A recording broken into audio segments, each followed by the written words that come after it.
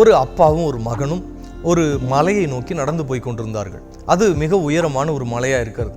அப்பொழுது அந்த மகன் அப்பாவை பார்த்து கேட்குறான், அப்பா, இந்த உயரத்திற்கு உங்களால் ஏற முடியுமா அப்படின்னு சொல்லி. அவங்க அப்பா சொல்கிறாரு, என்னால் முடியும்ப்பா. என்ன சொன்னால், நான் 5 முறை அந்த மலையினுடைய உயரத்துக்கு போயிருக்கிறேன். அப்போ அந்த சிறு பையன் அவங்க அப்பாவை பார்த்து கேட்குறான், அப்பா, என்னால் ஏற முடியுமா அப்படின்னு சொல்லி. அவங்க அப்பா சொல்கிறாரு அவனை பார்த்து, உன்னால் தனியாக ஏற முடியுமா என்னன்னு தெரில, ஆனால் நீ என் கையை பிடித்து கொண்டால் நிச்சயமாக அந்த மலைக்கு நீ வர முடியும். நீ அந்த மலைக்கு வரணுங்கிறது தான் நான் விரும்புகிறேன் அப்படின்னு அவங்க அப்பா சொன்னார். அப்போது ரகசியத்தை கவனிங்க.